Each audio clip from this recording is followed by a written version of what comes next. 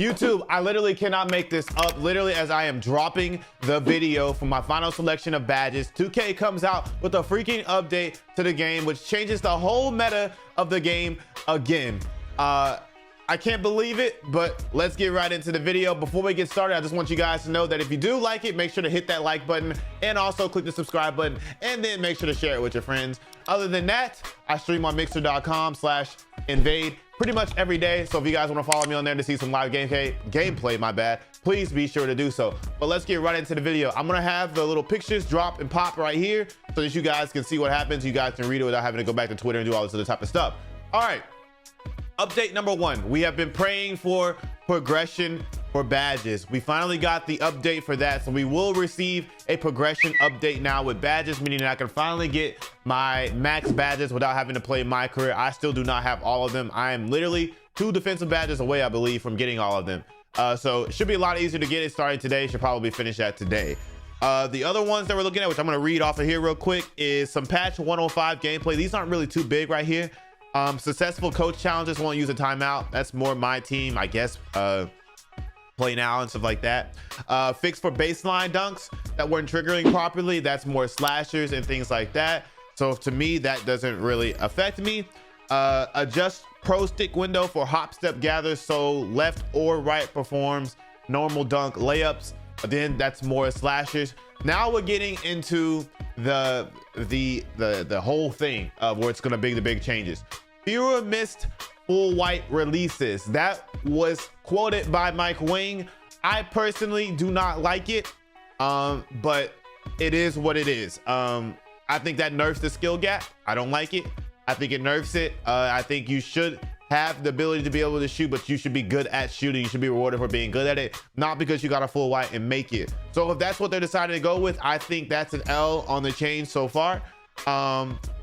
Buff pick dodger to match brick wall strength. Now this is huge because screens have been rampant this year in this game. Anybody who's played Pro-Am, you understand exactly what I mean. About the screens being rampant, you got a guard going left, right, left, right. He does a little Kobe thing, whop, whop, whop, whop, whop. Picks aside, and you usually get left, and it leaves you open for open 3. Whop, whop, whop, whop. Goes left, and you usually get left, and you can do it pretty much nonstop. And pick dodger was pretty much ineffective at all, to the point to where I don't even have it on. Actually, what I had on, to be completely 100 with y'all, what y'all about to see, I had on clamps on gold, interceptor on gold, and intimidator on gold. Now that pick and roll matches the strength of brick wall, pick and roll dodger is almost a must in the game.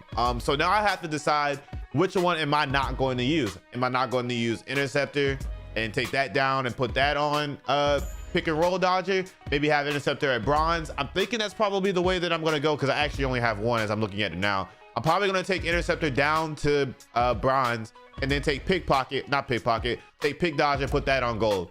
And just hope that I still get pretty good animations from interceptor with bronze. So that's huge. That's gonna change. It's gonna change a lot of the play, how people decide to play. I think off-ball gameplay is gonna be a lot different, and I'm expecting things to be way different on there as well. And then they fixed some Steve Nash signature dribble. I don't really care about that. And they widen the speed gap, especially to reduce the speeds of low-rated bigs. Now this is a big change as well, because now if you're saying that guards can really get away from bigs when they do that switch, which is what it's like in the NBA, because you can think about it. When James Harden gets on somebody that is a big, James Harden 9 times out of 10 is probably going to score, because he's either going to blow by past them, or they cannot keep up with what he's trying to do on the dribble. So that's a big change from off-ball movement. If they have to switch to try to figure out a way to get to me, or even screens, they have to figure out a way to try to get to me or whatever. That is a big change if bigs can't keep up with me as much. I think it's important because when the small guys get on the big guys, I like to dump it down to my big man to let him do his thing and kill the guy down there.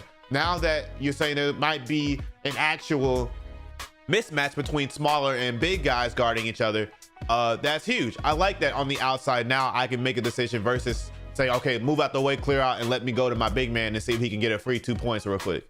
So I like that. I think that's a great change. The only thing that I don't like right now is the fewer missed full right releases. And actually there was an update that, because apparently, wait a minute, let me look here, hold on, there was just an update.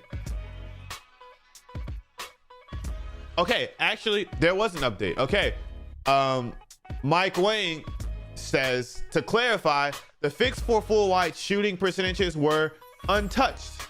Shooting will be the same as it was pre-patch. It just fixes inconsistencies between what the shot meter shows and the actual outcome.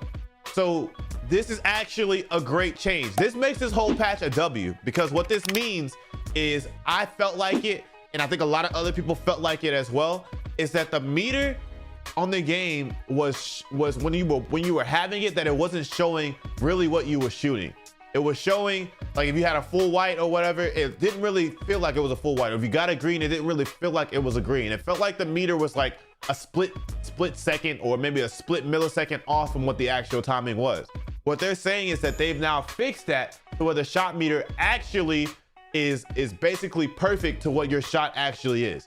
Now, if they have fixed that and made it to where it actually shows it, then this makes the change way better, because it allows people to get better at timing their shot, which then allows them to say, do I want to take off my jump meter to get a better release once I've learned my shot, if they're looking at the meter the entire time, or do I want to leave it on? This instance is a good change. I think this whole patch now is a W. Shout out to Mike Wang for doing what he does best right here. This is a great change. I'm curious to see the game, man, and I'm ready to get on and play. So I'll let you guys know how I feel about it in the next video from the recent patch and everything, and how we feel about that. But yeah, so far I think it's a W, man. Until then, man, I will catch you guys later. Also, the freaking update is 36 gigabytes. So if you get home from school, you get home from work, you might as well turn on your Xbox ASAP, because if you don't, you'll be waiting 2 or 3 hours to play anyway. Other than that, I will catch you guys later in the next video. Peace!